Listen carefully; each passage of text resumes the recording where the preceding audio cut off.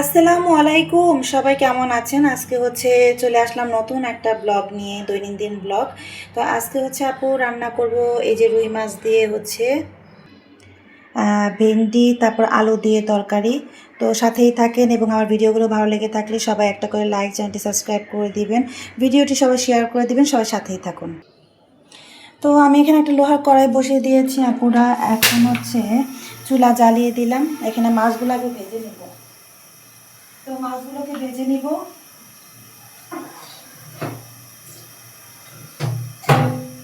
একটু মানে কড়াইটা গরম হোক, আর এখানে লবণ, হলুদ, মরিচ দিয়ে মাখিয়ে তারপর আমি মাছটাকে আগে ভেজে দিব। আমি সবসময় এই লোহার কড়াইতে ভাজি, কারণ মাছগুলো ভাজলে অনেক সুন্দর করে উঠে। হ্যাঁ, মাছগুলোকে ভাজলে অনেক সুন্দরভাবে ওঠে, সেটাই আপনাদের সাথে শেয়ার করব আজকে। এই আমার ব্লগটা কেমন লাগে একটু কমেন্ট করে জানাবেন, এবং ভিডিওগুলো আপুরা সবাই শেয়ার করে দিবেন। আপুরা ভাইয়ারা যারাই দেখেন না কেন, সবাইকে আসসালামু আলাইকুম। আমার এই আজকের ব্লগে সবাইকেই স্বাগতম। তো এই যে মাছগুলোকে আমি এখন মাখিয়ে রেখেছি। তাওয়াটা গরম হয়ে আসলে, তাওয়া বলছি, কড়াইটা গরম হয়ে আসলে আমি এখন বসিয়ে দিব, মাছ ভেজে নিব। এই যে তেলগুলো গরম হয়ে আসছে, এখন আমি একটা একটা করে মাছগুলো দিয়ে দিচ্ছি। আজকে ভেন্ডি দিয়ে রান্না করবো। এই যে এখন দেখেন, মানে এক এক সিজনে এক এক রকম। এখন একটু গরম গরম সিজন, এখন ভেন্ডি সিজন, ভেন্ডি পটল। তো এই সিজনে আমরা এখন ভেন্ডি পটল এগুলো দিয়েই রান্না করে খাবো। তো আজকে ভেন্ডি দিয়ে আলু দিয়ে আমি রান্না করবো, আমার সাথেই থাকুন। এই যে মাছগুলোকে উল্টিয়ে দিয়েছি। এখন আমি আরেকটা চুলায়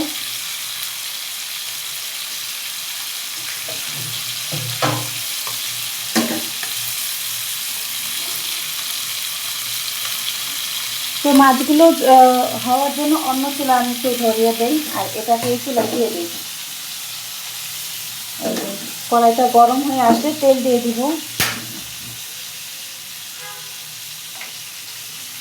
সবাই কেমন আছেন? সবাই একটা করে লাইক এবং আপুর চ্যানেলটি সবাই সাবস্ক্রাইব করে দিয়েন। আমি জানি না আমার ভিডিওগুলো কেমন হয়, আমি চেষ্টা করি অনেকটা মানে শর্ট করার জন্য, তো অনেক লং হয়ে যায়। তো আমার সাথেই থাকেন, আমি একটু রান্নাটা দেখিয়ে দিচ্ছি। তো আমি যে মাছ ভেজেছি, তো কড়াইতে একটু তেল দিয়ে দিচ্ছি। আর আমি যেহেতু মাছ ভেজেছি ওইটার মধ্যে তেল আছে, সেই ক্ষেত্রে আর তেল দিব না। আর আমি কেটে রেখেছিলাম পেঁয়াজ মরিচ, সেটা একটু দিয়ে দিচ্ছি।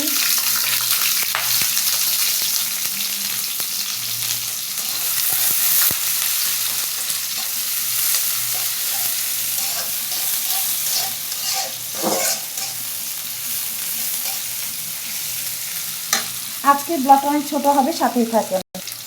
এই যে একটু পানি দিয়ে দিচ্ছি কষানোর জন্য।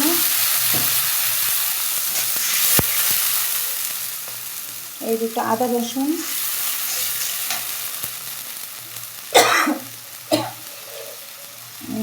এই যে লবণ,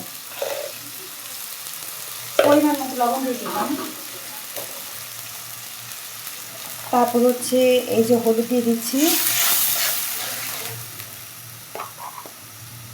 গুঁড়া মরিচ এবং ধনিয়া দিয়ে দিচ্ছি। তো এইগুলো কষানো খুব ঠান্ডা লেগে গেছে। তার মধ্যে আসছি চুলার পাড়ে, বলেন আপনাদের দৈনন্দিন ব্লগের জন্য। তো এটা কষানো হয়ে গেলে আমি একটু আগে টমেটো দিয়ে দেবো, কারণ আমাদের টমেটোটা না করলে না আমার বাচ্চারা খায় না, সেজন্য টমেটোটা আগে দিয়ে দিব। তারপর এই যে আলু দিব, কেটে রাখা আলু।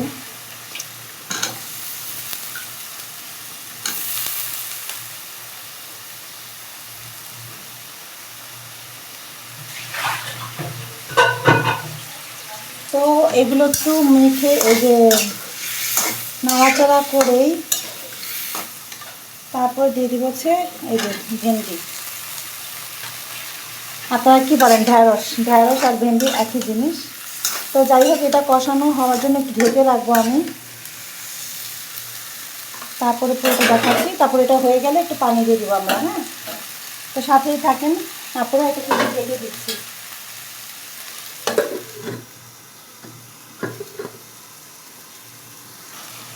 একটু নেড়ে চেড়ে দিই।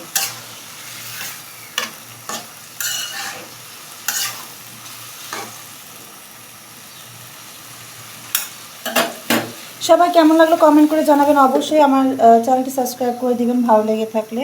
আমি আপনাদের জন্য ভিডিও দিয়ে থাকি, চেষ্টা করি আপনাদের মন মতো যেন হওয়ার। তো সবাই আমার চ্যানেলটি সাবস্ক্রাইব করে দিবেন, লাইক করবেন, কমেন্ট করবেন এবং সাথেই থাকুন। একটু সিদ্ধ হওয়ার জন্য আবার একটু পানি দিয়ে দিবে। এতক্ষণ কষিয়ে নিয়েছি। এই যে একটু পানি দিয়ে দিলাম, একটু সিদ্ধ হওয়ার পরে আমরা মাছ দিয়ে দিব। এই যে তরকারিটা বলক এসে গেছে। আর আমি হচ্ছে এখন এই যে যেগুলো ভেজে রাখছিলাম মাছ, সেগুলো সুন্দর মতো দিয়ে দেব।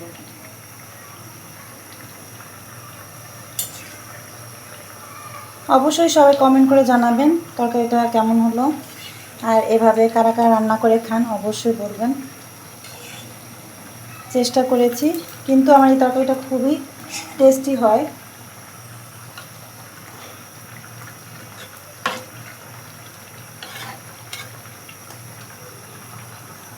তো এটা হওয়ার জন্য এখন আমি আবার ঢেকে রেখে দিব। তো সবাই ভালো থাকবেন, আজকে এই পর্যন্ত আপুরা, এবং আমার চ্যানেলটি সাবস্ক্রাইব করে দিবেন। ভালো থাকবেন।